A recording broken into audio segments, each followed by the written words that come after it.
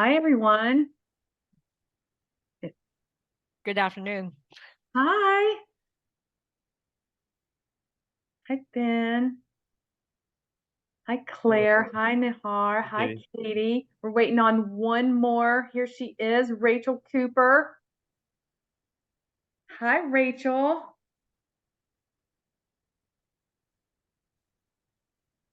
It's so good to see some familiar faces here. I'm Sharon Vogler. For those of you who don't know, I am the new director of alumni career development here in the business school. And part of my new job is to find opportunities where I can bring alumni from all programs and all majors together in spaces and places where they can meet alumni from all majors and all programs. And so this panel is a part of that initiative, and I'm super thrilled to host today's panel on careers in research. And I had one girl who does scientific research all queued up, and she wasn't able to make it at the last minute on Friday. And so we're going to be listening to and meeting some alumni today who have careers mostly in market research, but Nahar, I hope I said that right, is doing some really interesting things in sports. And so without further ado, I want to go ahead and get started. And actually, I'm going to take that back. I'm going to plug the last two panels that we're having for the semester. The next one's on Wednesday at 5 o'clock. And that one is careers in cybersecurity. So something really cool and sexy in a booming industry, but not that easy to tap into. So we're going to listen to some very cool people talk about careers in cybersecurity. And then my last panel is next Monday at 4 o'clock. And this one is near and dear to my heart. So we're ending with careers in DEI. So they're actually jobs that you can do and get paid for where you help spread, to invent and strategize on ways that companies can be more diverse and inclusive and have more equity, inclusion, and diversity. And so I've got a lineup of alums who are going to talk about their careers, places like Apple. And so that one's next Monday at 4 o'clock, and that's going to be the last one. They're all recorded. I've done 15 panels after this last one next Monday, and they can all be found on our YouTube channel. So we have the Wake Forest University School of Business YouTube channel. So just Google it, and you can find all of these recorded panels. And then for students who have access to Handshake, you can find them in the resource library. So this one is also being recorded. So Claire, Nahar, Katie, and Rachel, I need the thumbs up that you're okay to be recorded. No one said no yet, so yay. And now let's get into it because I've got some super cool people lined up here today to talk about their jobs. And so I'm not going to try and introduce them with all the glory that they need. I'm going to let them introduce themselves. So I like to go in order just because that's the way my brain works. So I'm going to start with Claire. Claire, you're going to be number 1. Nahar's going to be number 2. Katie's number 3, and Rachel's number 4. So all the questions are going to go in that order. So we're going to start with Claire. And if you would tell us your affiliation with Wake Forest, what you graduated from, an undergrad, if you did your undergrad somewhere else, what that major was, and your current title, firm, and city and state that you are currently working in. So kick us off, Claire. All right. I was in the, I got a master's in management through Wake. And before that was an econ major at Furman University. So I did a little Carolinas hopping for my my graduate and undergraduate schooling. And then I am now a senior research analyst at Radius. It's a market research firm based out of New York. But I and most of the company actually work remote. And so I'm based in Nashville, Tennessee. And so everybody's remote. Hit everything? Yeah, definitely. So most everyone's remote in your company? Yep. So my entire team, there's one person that is actually in New York, but everyone else is spread out: New Jersey, California, Austin, Nashville. So Wow. How many people are in the company? it's probably 150. We're a medium-sized firm. I moved from a small one of about 20 people to this to get a little bit more experience. So I've been at Radius now for about it will be 3 years in November. Fantastic. We'll get into more details about some of the things that you're working on. But Nahar, tell us all about Yeah. you. So I'm Nihar. I graduated from Wake Forest last year in May. So I actually just graduated May 2023. I was in the business school at Wake. I was a mathematical business major. So I was there for my undergrad for 4 years. I was an intern with the twins in 2022. So from my junior to my senior year. And I just started full time in July. So I'm based out of Minnesota, live about 5 minutes away from the stadium. So we work in the stadium, which is pretty dope. So yeah, I live in Minneapolis, Minnesota right now. My official title is analyst in player development research. So do a lot of stuff with like our farm system, our affiliates, kind of just looking at players, seeing trends, doing a lot of reflection on kind of how our players are doing, if they're meeting certain goals we have for them, just other criteria. And a lot of what I'm doing is using data and using information, but then also communicating that information to coaches, coordinators, players, or Wow. whoever. So using R, using SQL, but then also creating presentations, making spreadsheets, Wow. and all of Wow, that. wow, wow. And so, what was your major when you were at Wake? Mathematical business, Mathematical quizzes. You math might have said business. that. Yep. I might have Yep. missed it. So you got that No coding while worries. you were in school at Wake. Uh, yeah. So honestly, I started freshman year. Like I was able to take some just an intro stats class. That's where I first learned R. So I literally learned it freshman year at Wake, and then just throughout my 4 years, there was taking more statistics classes. And then junior and senior year, the business school classes didn't really have that much coding, or like didn't really have that many classes where we used coding. But there's about one or two classes within the business school itself where I learned coding. But I'd say most of my coding background came from the statistics classes at Wake. Awesome. We're going to dive into that a little bit deeper in just a second. Katie, right around the corner. You're not far. Yeah. Yes, hello, I'm Katie Alexander. I did the MSM graduate degree at Wake, and then before that, I did my undergrad at Center College in Kentucky, and I was a religious studies major.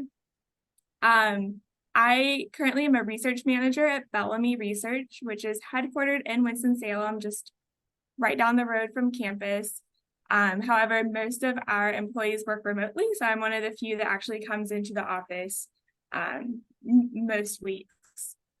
And so is it a hybrid situation, or do you get to choose, or how's that set up there? Do you like what Yep, kind of time? it is definitely up to your choice, to your preference. We have some coworkers who are in California, New York, Michigan, Texas, all over the country. And we still have about 30, 40 people, I'd say, who are in Winston-Salem. But totally up to you. Bellamy, I don't think it's ever going to go back to completely in the office. So you have that flexibility of working remote or in person. Very cool, very cool. And when she says right around the corner from campus, like you could walk there. It's that close. It's really close. All right, Rachel. Hi, I'm Rachel.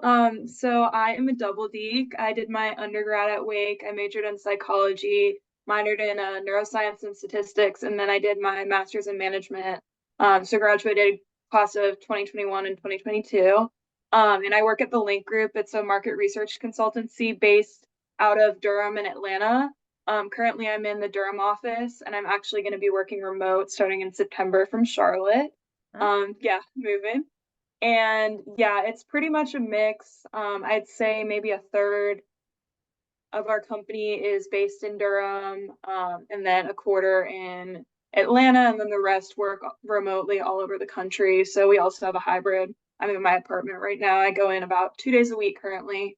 And we do both qualitative and quantitative research. So I'm an associate project manager. I've been with the company almost 2 years now. And I do a mix. I basically help set up the projects and am involved from setup to fielding and reporting, beginning to end on each of the projects we work on. Very cool. Here's Claire. We got her back. We lost her and now we have her back. Maybe. Claire, did we get you back?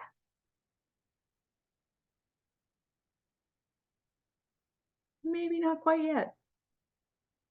All right, well, let's get back to Claire once she gets logged back in. So Nihar, we'll start with you. So tell us about how, for lack of a better way to say it, how you brokered the deal to get that internship at the Minnesota Twins, between your junior and senior year, and then how, like, I want to know the interview process it took to get that internship and what it looked like as you moved into a full-time role. Did you have to interview for the job, and what kind of assessments did you have to do to prove that you were worthy of a job with the Minnesota Twins? Yeah, so I can just start from the beginning. So throughout high school, like I was always interested in math and stats. I always kind of knew I was good at it, and I always was interested in sports too, especially baseball, but never really knew like working in sports was possible. Didn't know anyone who worked in sports or anything like that. And then when I got to Wake my freshman year, just like through the club fair that they have every year, I kind of met one or two people that had like an internship or had done like at least something with in sports. So just kind of asking them what they did, kind of some advice they have. And I would say the three main pieces of advice I got that I think helped me the most in terms of landing my internship initially was networking for sure. That was one of the main ones. Having experiences and doing things that kind of show that I'm interested in sports just beyond me saying, hey, I like watching sports. And then having some type of work product or something that I can show them and be like, okay, this is how I think about stuff, or this is how I communicate, this is how I write. This is like some simple analysis I can do. So starting literally my freshman year, made a LinkedIn account, just reached out to people on LinkedIn that I thought had a cool job. Very simple, just saying like, hey, I'm a freshman at Wake, whatever, interested in working in sports, would love to just talk with you 30 minutes, have some time to talk. And then just through all those different conversations, kind of heard a lot of different stories. Not every single person had a unique story of kind of how they broke into the industry. And for the most part, a lot of the advice I got was kind of similar to those three pillars that I already mentioned in terms of having experience, having some work product, and then knowing people. So started my sophomore year, it was pandemic. We're kind of on back on campus a little bit, but that was the first year I started working for the Wake Forest baseball team. So worked for the Wake Forest baseball team for my sophomore to my senior year for those 3 years, and the last 2 years I was in more of a director role. And just fortunately enough, the Wake Forest baseball team is very well known in the baseball community. We have a lot of advanced technology. We have a pitching lab. We're very sophisticated in that way for a college. And we ended up being the #1 team in the country last season. So I think I definitely had that going for me, even just beyond my skills and my experiences. The fact that I can say that I worked for the Wake Forest baseball team. And then just through like the statistic class that I mentioned previously, just looking at baseball stats online, I had written some like 2 or 3 articles just about baseball, about the Mets, who were my favorite team growing up. And then also kind of showed some projects I had done for both the Wake Forest baseball team and in my statistic classes that I could kind of show the Twins. So my interview process, I honestly applied to literally every single team. I got to the final interview, I'd say, for 3 teams, and then I ended up getting an internship offer from the San Diego Padres and the Minnesota Twins. So for the most part, I would say most teams were pretty similar in that you obviously first step is your resume, send your resume, all that. And then most teams kind of gave like a questionnaire, where it was like a 5 to 6 question thing of just like different questions of like why you're interested in baseball, like what would be like a project you would be interested in working on, simple stuff like that.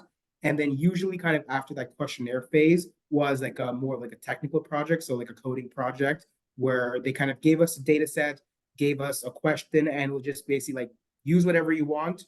You have 1 week or 2 weeks or however to do it. Just come back with an answer to your question and kind of just explain a little bit of what you did. Oh. So, and I think the big thing too, I think for those that I think a lot of people get worried about is for most teams, I would say aren't really looking for whoever had the closest answer, whoever's model was the most accurate. What they're looking for the most part is just that you can explain why you did what you did, and then just kind of going about your process and yeah, more about the explanation of like, okay, you can explain like, first I looked at the data, then I did some cleaning of the data based on some outliers or based on some exploratory data analysis I did. And then when I did the model, the reason I chose these 3 or 4 inputs is because, and then once I made the model, I was able to validate my model using X, Y, and Z, whatever. So just Yeah. explaining your process, I feel like is what most teams look for. And then after that phase was like the Zoom interviews. So for the twins, I interviewed with a lot. It was like two different sessions or like two different Zoom interviews. One of them was more with like the higher level executives, but not executives, like more of like the higher level analysts. And the second Zoom was with more like just the entry level analysts that we had. And just through that, it was just asking a bunch of different questions. A lot of what they talked or asked about was my time at Wake working with the baseball team. So I was able to explain a lot about kind of what I do for the baseball team, some specific projects I worked on with the Wake Forest baseball team. That was super cool. And then with the Padres and the Reds, that interview was a lot smaller. It was like 5 or 6 people, and it was just like 1 or 2 different Zooms.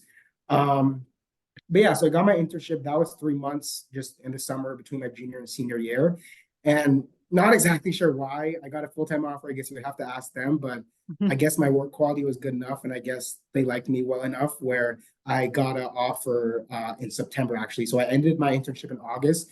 There were still some other interns that were going to be there for the rest of the season because the season ends after September. So after the season ended, just got a text from my boss at the time saying like, hey, I think we're gonna most likely give you a full-time offer.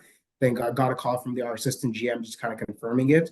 And then yeah, got like the paperwork sent by HR a few So you really days didn't later. have I to had about re-interview for it. no, yeah, I didn't have to do anything. Yeah, I literally didn't have to do anything after between my internship and my full-time offer time, besides just saying if I want to accept or not. So yeah. Very, very, very, very cool. Very, very cool. So 2 follow-up questions. Yeah. First follow-up question is, why did you pick the twins over the other 2 offers?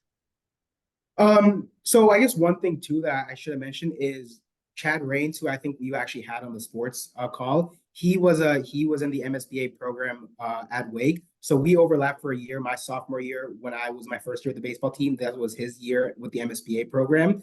So we overlapped. So he started working at the Twins at that time. So I already knew him, kind of got a lot of good advice from him, just in terms of like what the team is like, just what it's like working there. And I think just that comfort level, and also the fact that it seemed like it seemed like it was just a lot bigger of a department. Like there would be a lot more opportunities for me to learn, just because of how many people there are. That isn't always a pro, but I think just for me being so young and really wanting to learn as much as I can, I think going to like a bigger team helped in that way because I would have a lot more people that I can talk to and learn from. Smart. So I say Smart. having that familiarity with Chad, and then just having like more of like a bigger R&D group, as you can say, I think those are 2 of the main factors why I chose the Twins. And then for those who don't know, how does one get on that baseball analytics team at Wake Forest? So let's say that you've got some freshmen, sophomore, even some new grad students maybe watching this.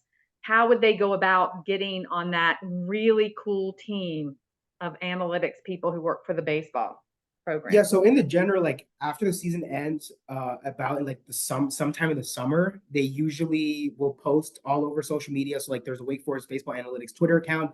They'll basically post that they're looking for new applications or new students to join the team. They try to put flyers all over the business school, all over the freshman dorms. They try to put flyers all over with the QR code. And it's literally just a simple Google form expressing your interest. And then after that Google form, there's like a few more steps where sometimes there's open house. And then we also kind of had like more of like a coding, not more like a coding type thing, but some type of small project that they had to do, and then some form of an interview. But for the most part, it is open to any student, from an incoming freshman to a graduate student. And it usually is open, or usually they're looking for new people for the new season. I would say around the summertime, but it's posted all over campus. It's going to be online on Twitter or X, I guess. So I think those would be the best ways to find it when the baseball analytics team is hiring. And there's tons of people in that club, right? I mean, there's like, I want to say 30 or 40 people. So it's a lot. So my first year, which was Chad's year, there was 8 of us. And then going into my junior year, it expanded to about 15 to 20. And then my senior year, it went to about 20 and 25. Yeah. And I'll say now I'd say it's also right around that 20 to 25 to maybe 30 number. But I think that's going to be the sweet spot. It seems like the team of around 20 is going to usually be how big it'll be, I think. I wish we could have a Wake Forest baseball and experience for for all kinds of students who are looking for that real experience. I mean, that's as real as it gets, right? All right, Yeah, I very think cool. that's the, Yeah. yeah. Let me move on. Claire, welcome back. We missed you. Sorry about that. That's okay. So if you could tell us your journey to Radius, like you majored in economics and you did the MS, now it's an MSM program, and then what happened? So I was actually, when I was job searching, was mainly looking at jobs in Nashville to move back. So when I was at Wake during my spring break, I went back and did a lot of informational interviewing. Nashville in general has a huge healthcare population, especially with Vanderbilt being there and everything. And I have a lot of like family friends and things like that who are all involved in healthcare. And so that's kind of, that's where I ended up just based on networking and everything else. I started at a healthcare startup as somebody in sales and worked there for a couple years. And I actually was there until the company closed. So I experienced the whole like business cycle of a startup. Which was a little wild. But when that happened, I then found the company that I worked for before Radius, which is a smaller market research company. Like I said, there was probably about 20 of us, and I was there for 7-ish years, and started as a project manager and moved to a research analyst role, just from how involved we were in the projects themselves and the research that we were doing. The way that the company is set up is that each project that we took on had a project manager, a researcher, and then a like somebody higher up in the company. We had 4 vice presidents who would manage or who were on the project as well. And so it was my job at the beginning to make sure that I coordinated with all of our like external suppliers that we needed. I was day-to-day operations with the client, that kind of stuff, so that the researcher could do the actions that they needed to do, like create the survey, the analytic plan, and then write the report that we give to the client as like the end deliverable. And as I was at that company, I worked my way towards becoming the research manager to be the person who was writing the surveys, et cetera. I moved to Radius using a recruiter because I felt like due to the size of the company that I was working for, there wasn't enough opportunity for me at the time to be able to do more research projects myself. And so now as a senior research analyst, I manage about 3 to 4 projects at a time as a researcher, doing all of those tasks that I mentioned before. So I sit on the original client calls when they come to us with whatever business questions they have that they want us to answer, and then write the survey, the analytics plan, the tab plan, which is basically like the layout for how we want the data to come back, and then do the analysis and write the report and deliver the report to the client, usually via Zoom. We do some in-person deliverables, like if they're in New York, but for the most part, it's a Zoom call. But yeah. Two questions. What's the name of the company you were at for 7 years? Missouri. And your current company, what kind of clients do you work on? Do you have a niche of certain types of clients? So a lot of, at least on my team, so it just depends. The way that Radius is structured is that you have you can come in as an ARA, which is an associate research analyst, and then learn from the ground up. And so once you go through the ARA program, then you become a research manager and you're put on a team. And across Radius, there's basically a bunch of different vice presidents, and they act as business development. And so they manage client relationships and bringing in new business. And so I report to one of the vice presidents, and then like we have a group manager as well. But for my team, we've got a lot of bank work, so and kind of financial stuff. So we one of our clients is Vanguard, and then Talbot's, like the store your mom Clothes, buys yeah. all your clothes at, is another one of our big clients. Cool. Yeah. And So it could then vary. The industries could really vary. exactly, yeah. So we've got clothing, we've got food. We do a lot for McCormick and milk, like Got Milk. So it's nice because I'm working on multiple projects right now, and every single one is a different industry. Very So cool. when I'm, yeah, it keeps me, it's nice to switch it up. Very, very cool. All right, Katie, tell us, I remember it well, how it all transpired. She was one of our COVID kids, and so Yes. she was graduating in the midst of like the pandemic. So Yes. Yeah. Like Understood. Sharon said, that was a difficult time to be job searching. Many applications went down right then in March or April or whatever. But I heard about Bellamy from one of my professors, Kenny Herbst. I don't know if any of you all have Kenny as a professor, or Claire, maybe you had him as well. And he spent like one day of our marketing class talking about market research and talking about Bellamy. Of course, we're local to Winston.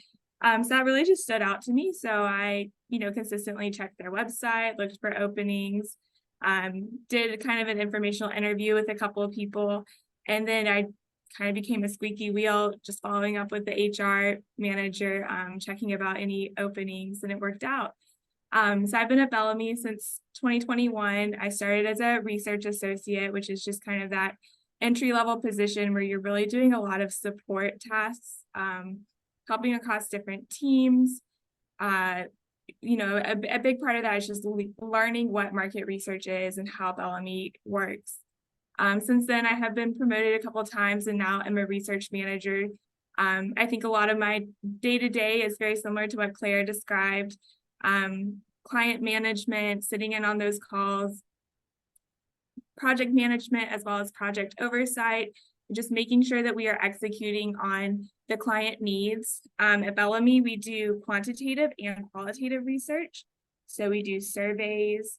We also do focus groups, interviews. We can do user experience testing, different things like that. So the work really varies. We work across, 5 or 6 different industries: healthcare, financial, insurance, CPG, or retail. And then I do a lot of work with utilities specifically, so power and gas companies, which can sound kind of boring, but actually it's pretty cool just to see the different things that these utilities do research on. And then I also work for a grocery store chain as well. wow, so lots of different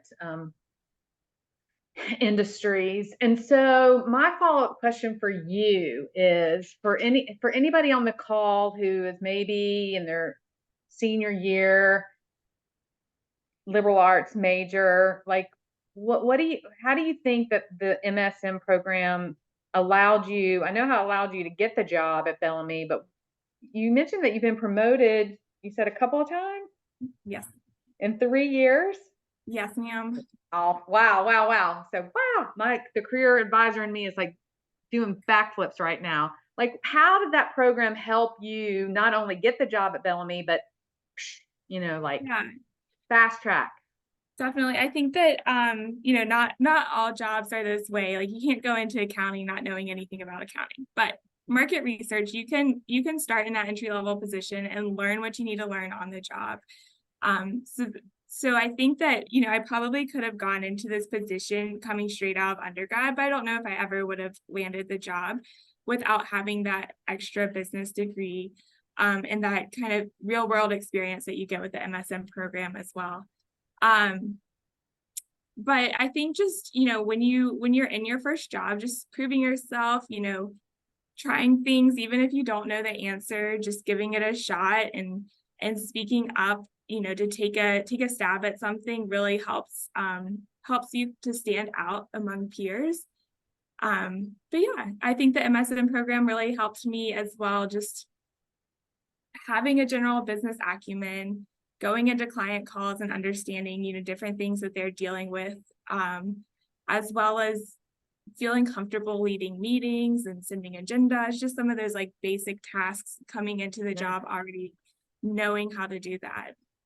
Very, very cool. Very cool. All right, Rachel, let's hear your story. Yeah, so I also, like I said, I was a double deek. I did my undergrad and then the MSN program. And it was pretty interesting how I found out about the link group. So I remember one of the classes we had, I think it was Bellamy actually, that came in, and I learned I hadn't really known anything about consumer insights at the time. And I remember I was really, my undergrad was psychology, but then I had the minors in neuroscience and statistics. But I had wanted, you know, some of the business background, and I was kind of trying to think of what could combine those interests and passions. And the first thing that came to mind was human resources. And once I heard about like consumer insights market research, I was like, this is what I need to do. It really combined all of that, especially at the link group. About 80% of our research is healthcare based. So that wasn't something I had a background in, but that's kind of enabled me to get some of that neuroscience interest. And I've done a lot of, you know, Alzheimer's, that kind of research. So that's been pretty cool. But in terms of actually getting the job, I remember I had an informational interview with a connection that I had back at Wake. She had been at the link group, and I talked to her for, it ended up being a call. It was scheduled for 15 minutes, and we talked for about an hour and a half, just everything about the company. I was like, this is just my dream. And then every event that the link group came to, I was there just asking questions, meeting with people, you know. Then I would have informational interviews with some of the people at the company. And I just then went through the interview process. It was in the fall. It's like a pretty not like intense, but just like I long think it's interview intense. process. I think Yeah. Yeah, so it's about 3 rounds. The first round is just like a standard behavioral interview. And then the second round was with the CEO. So we're a pretty small company, it's about 100 people. And so he actually came to campus and we met and just an interview there. And then the third is kind of a super day. So you go to the office in Durham and talk to about 6 people, and it's a mix of behavioral and case interviews. And yeah, it went really well. I got the job and I've been there ever since. I've been loving it. I love just the variety of the work I do. So like I said, we do a lot of healthcare, but the rest of it is just really wide across industries. I've done some work on Chick-fil-A, American Eagle. One of our biggest healthcare clients is Eli Lilly, Pfizer as well. So we do a lot of the top like Fortune 500 companies, which is cool to just kind of get an impact there. But you know, I was on a project, I'm on about like anywhere from 2 to 4 projects at a time, and we have really small teams. So it's anywhere from 2 to 4 people on a team. And so that's really cool because you get so much hands-on experience early on. From day one, I've been able to be in those client calls, and I'm managing a lot of our suppliers, but then also in my close to 2 years now, I'm starting to also like moderate interviews. And like I said, you know, we do qualitative, quantitative. We also do some on-site. So I've done some shop alongs. We wow. did really cool ethnographies for American Eagle, where we traveled across the country and would go into people's homes and look through their closet. We scheduled No it. way. So that was really fascinating. I was doing that at the same time I was doing like a healthcare survey online. So it's just the variety you get all the time is really fascinating, and I really love it. I always say it kind of marries all of my interests with the, you know, I get the business and the psychology because it's really about, you know, understanding why people think the way they do, and then the statistics for quantitative. So yeah, it's been great. Wow. So I know a little bit more about the link group because they have been such a, excuse me, I will tickle my throat. Such an, you know, a big part of the recruiting, on campus recruiting at Wake Forest. And so our team in the Career Center takes deep dives into a lot of these partnering firms, and the Link Group happens to be one of them. So one thing I've been particularly fond of, I guess you can say, when it comes to the Link Group that I think these students would really love to hear, and that's about the culture that's there, because that's a big driver. It was a big driver for you. It's a big driver for people, right? Is to understand the culture. And from my view, looking in, and my view is just talking to people who work there and their Instagram page, right? Describe the culture and what it's really like to work at the Link Group. I think they do some really fun things. Yeah, no, absolutely. I remember when I was hearing about it, I was kind of like, I thought it was like almost too good to be true. And it definitely hasn't been. It's really as great as it sounds. So, like I said, it's a pretty small company. So in our Durham office, there's about 40 of us, and everyone, it's just so our one of our biggest values is collaborative, not competitive. So our founders really started out wanting everyone to um, be on their own trajectory upwards. So you're never against someone for a promotion. Everyone has their own pathway to partnership, as it's called. So that's really cool. And you can genuinely feel that when you're working with people. Everyone really wants to lift each other up and help one another grow. We have a lot of cool events. We have weekly yoga classes in the office. So every Tuesday, we have a yoga instructor come in. We're pet friendly. So there's always dogs around the office, which definitely brightens your spirits a bit. That's one thing I'm going to miss being in the office. We also have an annual week-long spirit week. And so each day there'll be a different theme. And we had that recently, where we had one happy hour. It was like a paint and sip class. So we had someone come in, and it was cool because they really care about getting everyone involved. Like I said, there's a lot of people working remote. And so they actually shipped those people like canvases and the paints and even like the little aprons so that they could be a part too. And it was over Zoom, which was really cool. Another day we had those like minute to win it games during lunch. And again, one of them was, like the Oreo, trying to get it without touching it, like moving down your face with your facial muscles. And that was cool because again, they sent out Oreos to everyone across the country so they could be a part of it. So I think that just speaks volumes to the culture and care that they have. We also had a wellness month where we were just focused. One cool thing is everyone put in kind of their favorite recipes, and we end up making like a cookbook full of like Linkers recipes. So that was really cool as well. So just a little thing like that. Yeah, we're all called Linkers. It's in Atlanta, it's the ATL Linkers or AT Linkers, and then Durham are the Dinkers, and there's the Saddle Linkers. So that's just like a little fun thing. Fun. Like this is important to a lot of kids these days, is this culture, and it's hard to define it, right? And when companies are here recruiting or anywhere, right? If they're recruiting you, they're selling you, right? They're recruiting you for a reason, right? And so they got to tell you all these great things. And sometimes we're a little disappointed, and we have students that get a little disappointed because it's not what they thought it was really going to be. So I'm glad to hear that it's everything you hoped it'll be. So hopefully you'll be a lifetime linker. All right. Yes. All right. This question is about specific projects.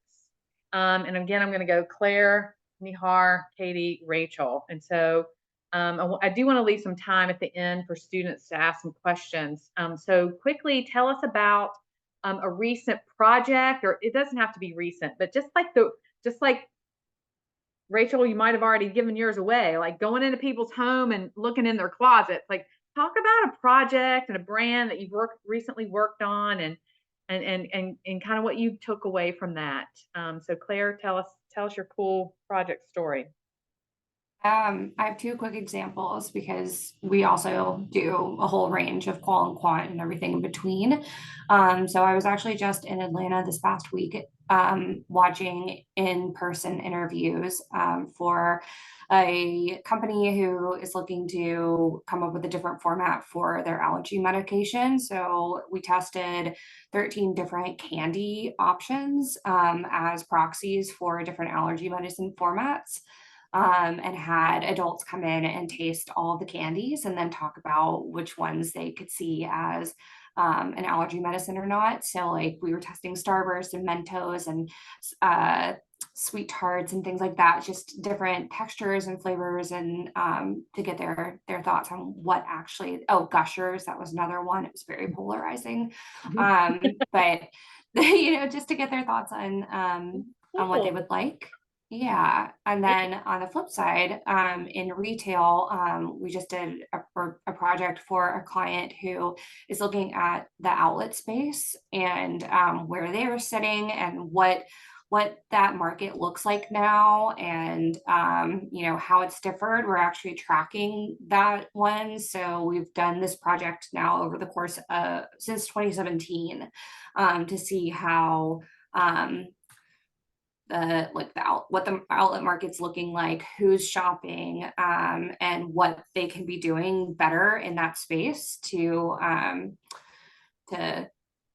increase presence. And recently I just completed a survey for a utility that is working on developing a new mobile app. So the survey was to understand what customers really need in a mobile app, what's going to get them to download that app, different things like that. So a few different things. That's very, very different. So utilities would be like your electricity, your water, your gas, natural gas, like things that operate a house. That these kids probably have never paid a utility bill in their life. Enjoy it while it lasts. Just wait. So much fun paying an electric bill. Okay, Rachel, other than the very cool American Eagle project where you went into people's houses and looked in their closets, what are some other cool projects you've worked on? Yeah, so another one recently was for a pharmaceutical company. We were speaking with Alzheimer's caregivers, and so that was a lot less like fun, so to speak, but it was just very impactful. We had some small focus groups, and people were just talking about their experience, and it was just really meaningful to get to hear their stories and convey those. That's part of what I love about market research, is just being the voice of the consumer.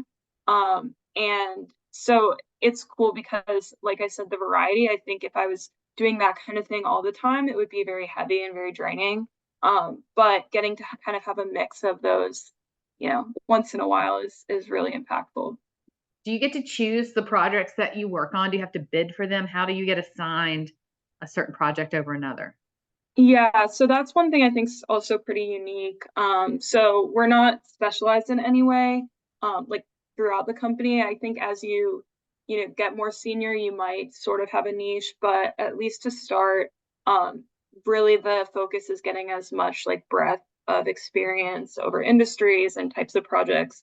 And so the way it works is you have in training their first 6 months, you're assigned projects. And so it's basically what your trainer is working on. And then after that, you have the full autonomy to reach out. You're able to see what projects come through in our system. And so if you see one of interest, you can reach out and say that you're interested in getting on it. And as long as it fits in your schedule, they're usually pretty open.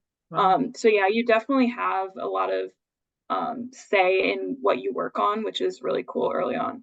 That's very, very cool. Okay. All right. My last question before I turn it over to students is it's a twofer. What technology do you use on a daily basis? And I think Nihar, you said something like you're coding, you were using R, like some hard skills that you think would be especially helpful for students to pay attention to as they make their way right into the real world. Talk to us about the technology that you use daily. Claire, we'll start with you. Well, I wish I had spent or paid more attention in that class that we had to take as in the master's in management. It was like you had to get a computer for it, and I had a Mac, and I guess you had to get a PC in order to do like all the stuff on Excel that we were learning. So definitely pay attention, because I use Excel on a daily, if not minute to minute. I use it all the time, and that's like, for me, that's pretty much like the extent of technology that I use. Where do you write your surveys? In Word. In Word. Oh wow. Mm-hmm.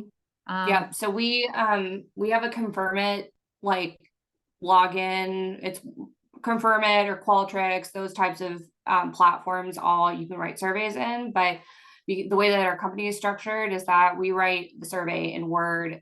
We include programming notes and logic to be able to pipe questions in the way that we want them to, and then we actually have a team that programs for us. And then when that comes back, then I'm responsible for testing the survey and going through the programmed survey to make sure that it's doing what I wanted it to do. So Very interesting. Very interesting. mhm. All right, Nihar, what are you using every day? Yeah, so I'd say the main softwares I use are R and SQL. So yeah, that's kind of what most of my days consist of. Obviously, still use Excel, the other type of stuff, but I would say R and SQL is what I mainly use. And I would say just in terms of like learning it or kind of what you mentioned in terms of like the skills, I feel like one thing that's very important that I feel like is underlooked is especially now with like ChatGPT existing, like being able to ask good questions and like being able to Google the right questions and or even know what prompt to put into ChatGPT to get a response you need. I think that's a very important thing because there's been countless times where like I'm not sure, like I know what I need to do, but I don't know what to write, like what the syntax should be, whatever. And just asking that question in a way that actually gets ChatGPT or Google to a Stack Overflow link to pop up of what I need. I think that's a very important skill that I feel like a lot of people don't really know or aren't that good at. So Well, I'll we're just say not like, teaching. yeah, We're not teaching kids how to do that yet, yeah, but yeah. I'm getting ready to work on a big project that can hopefully start incorporating that into the curriculum.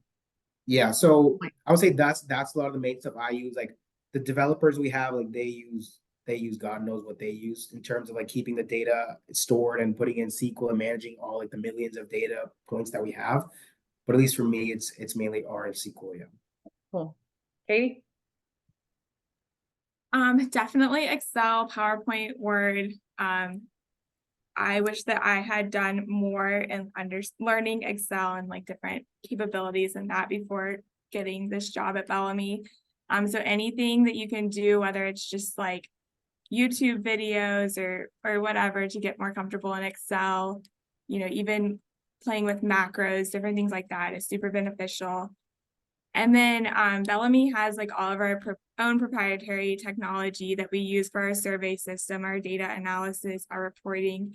And part of that is AI. We have really embraced AI. In fact, they started developing our AI tool set like in 2018. So we've kind of been on the forefront of that. So AI is huge, and it's like Nihar said, it's wonderful to like be able to know how to use it to your advantage and interact with AI in different ways. We're embracing it too at Wake Forest. Rachel, what are you using over there? Yeah, I mean, I'll echo a lot of what's been said. I think especially Excel for me is huge. It was nice that we got, that wasn't something I had worked on in undergrad, and so it was nice getting that experience in the MSM program. I will say, I think Katie alluded to this earlier, but especially like in my experience with market research, you don't have to have a huge background. Like you'll be able to learn a lot on the job, but having as many skills with Excel, PowerPoint as you can going in definitely makes the learning curve easier. We do all of our reports in PowerPoint, like our deliverables. So there's a lot that I didn't realize could be done in that that I've learned over the past couple of years. And then also we do have some proprietary systems in place, but really with AI, that's been a huge thing recently. And I think it makes sense, it'll be integrated a lot more in classes, I think, coming up in the future. But that's something that I'm every day kind of trying to get more familiar with, just because it is going to be a big thing in a lot of industries. And so basically like learning how to ask the right questions, how to get out of like figuring out what you want to get out of it. You wouldn't really realize, but there's a lot of skill in that. So there's a lot of skill in it. So you guys all be on the lookout. The first 2 weeks of May, we're going to send surveys out to our alumni asking them how you use AI at work.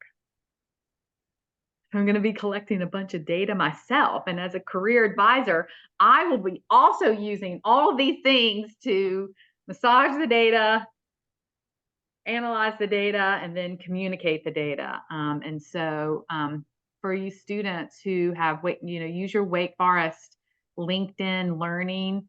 It's free to you as a student, and you can get all of these advanced Excel classes. There's now AI and how to engineer prompts on AI classes now on LinkedIn Learning. So take advantage of that while you're a student. It's free, and it costs people who aren't a student like $800 a year to use LinkedIn Learning. So get it while you can. Yeah, I wish Okay. I did more of that when I could for free, for sure. I know. We try to get y'all to do it, but nobody wants to do it when they're students. All right. So we have a couple of minutes. Who has a question? And if you just would go off of mute, say your name, how you're affiliated with Wake Forest, and ask your question. Sure. So hi, I'm Ben Axel. I'm a current MSM student.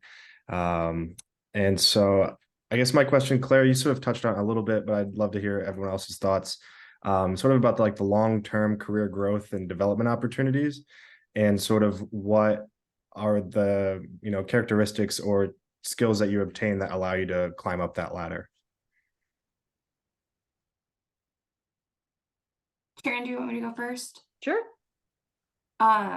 So at Radius, like I said, the way that it works is that, so we actually just added a couple new positions. What we had before is you get to my level, which is a senior research analyst, and then you move up to a group manager, which means that you're managing like 4 to 5 research managers or senior research managers as part of the team. And then from group manager, you move up to a VP who is doing the business development.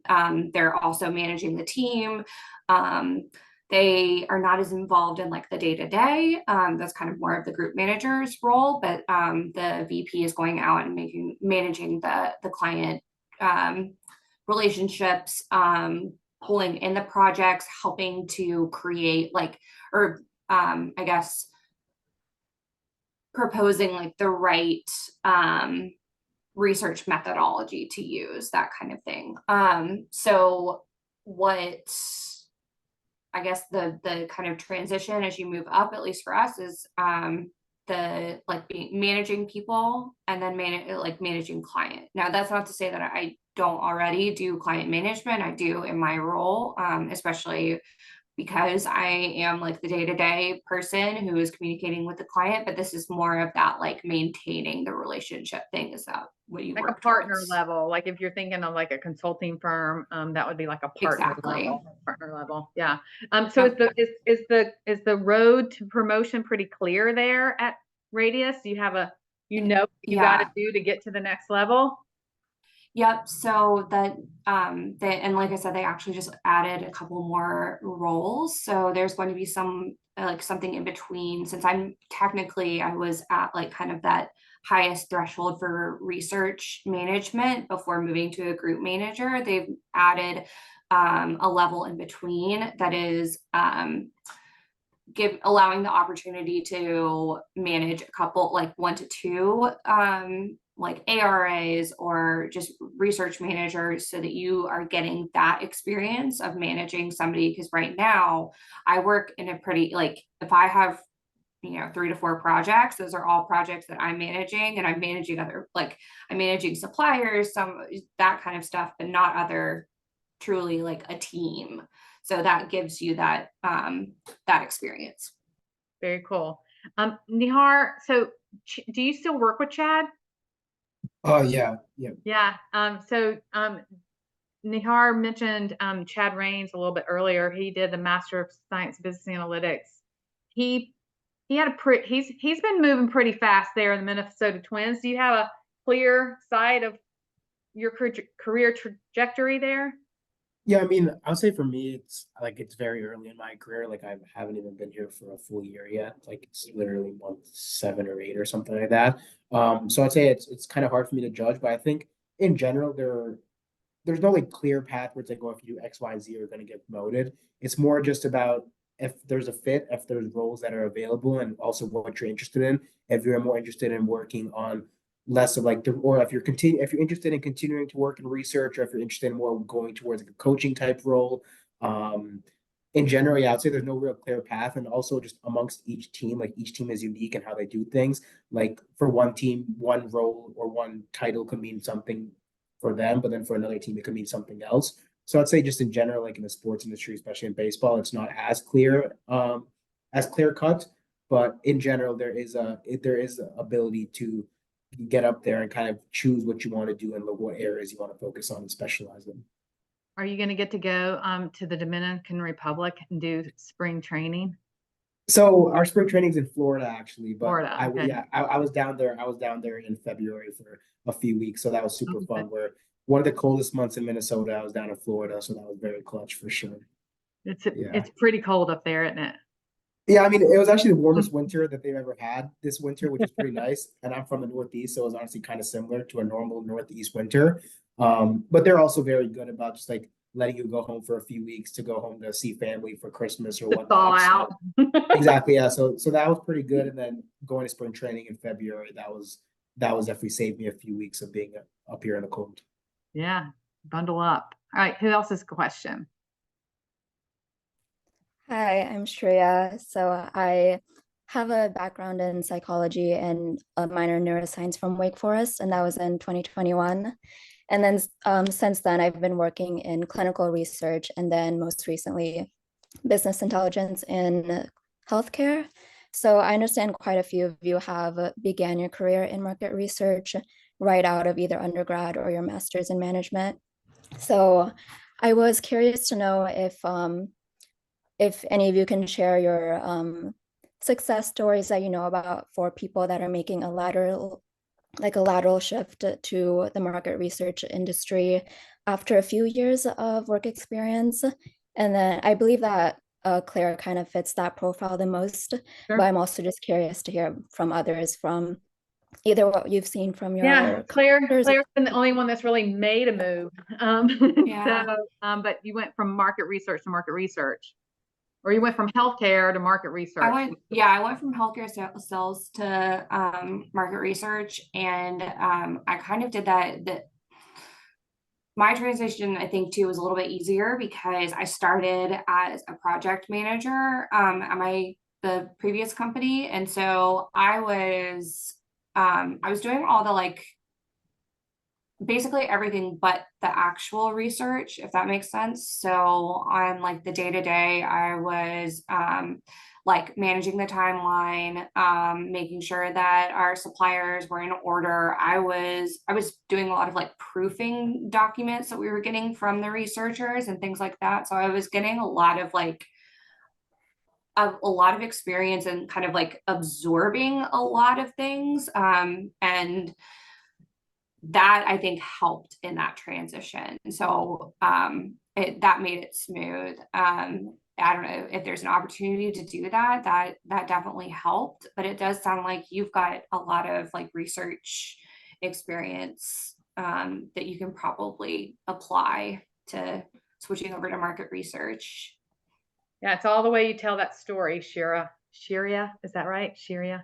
Sure, yeah. Your resume is important. I don't want to ever discount the fact that resumes are not a part of that journey, and it needs to tell the story in a way that any future employers, it's a direct correlation in those transferable skills. And so, you want to make sure that's good, but really it's talking to people. Like every single person on this panel knew somebody or talked to somebody. If they didn't know anybody in the industry or in the company, they found somebody, right, that they could talk to.